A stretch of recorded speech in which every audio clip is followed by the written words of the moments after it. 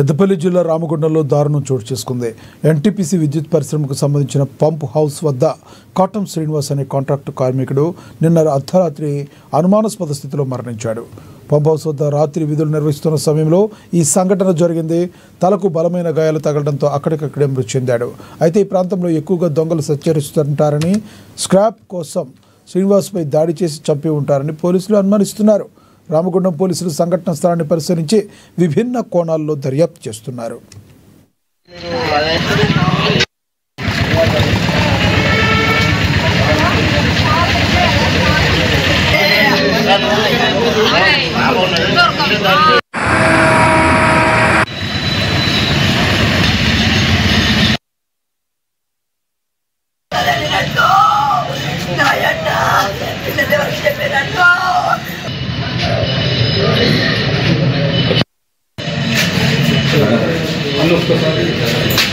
నిన్న రాత్రి second shift చేస్తున్న కాటం శ్రీనివాసు అతను డ్యూటీలో ఉండగా అక్కడ ఎలాంటి రక్షణ లేదు.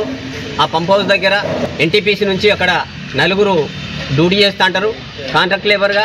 వాళ్ళకి ఎలాంటి రక్షణ లేదు. ఎన్నో మార్లు వాళ్ళు డిపార్ట్మెంట్ వాళ్ళకు మేము నైట్ షిఫ్ట్లో మాకు భయంగా ఉన్నది, ఇక్కడ దొంగలు వస్తారు అన్నీ చెప్పినప్పటికీ కూడా ఎలాంటి పట్టించుకోలేదు. ఈరోజు అతన్ని దొంగల ఎవరు అనేది తెలియదు, వచ్చి అతన్ని కొట్టి చంపిర్రు. కాబట్టి ఇట్లాంటి రక్షణ లేకనే ఈయన మీద దాడి జరిగింది. ఇంతకుముందు కూడా అనేక మార్లు జరిగినాయి. కాబట్టి ఎన్నిసార్లు చెప్పినా కూడా వాళ్ళు పెడచెవిన పెట్టిర్రు. అక్కడ సిఎస్ఎఫ్ఓలు కానీ ఎలాంటి రక్షణ కనిపించకుండా ఒకరినే డ్యూటీలో ఉంచడం వల్ల నైట్ షిఫ్ట్లో కానీ సెకండ్ షిఫ్ట్లో కానీ చాలా భయంగా అక్కడ అంత చెట్లు చెదారం అంతా అక్కడ జన సంచారం లేని ప్లేస్లో ఇట్లాంటివి చేయడం కరెక్ట్ కాదు. ఎన్టీపీసీ యాజమాన్యం దీనికి బాధ్యత వహించాలి. ఖచ్చితంగా వారి కుటుంబానికి న్యాయం జరగాలి.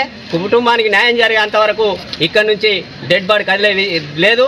ఖచ్చితంగా వారి నష్టపరిహారం చెల్లించాలి. ఇది ఒక్కసారి కాదు, ఇప్పటికి ఒక 10-15 సార్లు ఇట్లా దొంగతనాలు అయింది, దాడి అయింది. వాళ్ళు కూడా ఎంప్లాయీస్ కూడా చాలా ఇబ్బందులు పడ్డారు. అయినా కూడా కాంట్రాక్ట్ కానీ ఎన్టీపీసీ యాజమాన్యం కానీ పట్టించుకోవడం వల్లనే ఇప్పుడు ఈ కారణమైంది. దొంగతనాలు జరిగినాయి. వీళ్ళు కంప్లైంట్ ఇచ్చిండ్రు ఆల్రెడీ. ఆ యాజమాన్యం కూడా చెప్పిండ్రు. వాళ్ళు ఆల్రెడీ సెక్యూరిటీ పెడతామని చెప్పేసి చెప్పడం మాటల వరకే, చేతుల వరకు కాలేదు. ఇప్పుడు ఆ నిర్లక్ష్యం వల్లనే ఇప్పుడు ప్రాణాలైంది. ఇప్పుడు ఈ కుటుంబం కాకుండా అక్కడ ఉన్న ఇంకొక 10 కుటుంబాలకు కూడా హానికరం ఉన్నది. ఇది తక్షణమే ఎన్టీపీసీ వాళ్ళు సీసీ కెమెరాలు అక్కడ ఉన్న ఏరియాలో చాలా దొంగతనాలు అయినా కూడా సీసీ కెమెరాలు ఒక్కటి కూడా పెట్టలేకపోయారు. వాళ్ళు ఏదున్న మాటల వరకే ఉన్నది కానీ చేతుల వరకు ఏం లేదు. ఎంప్లాయీలను అస్సలు పట్టించుకోవడం లేదు. ఇంకొకటి రక్షణ కూడా లేదు. అక్కడ ఉన్న కుటుంబాలకు కానీ ఎంప్లాయీలకు కానీ ఏం లేదు. దీని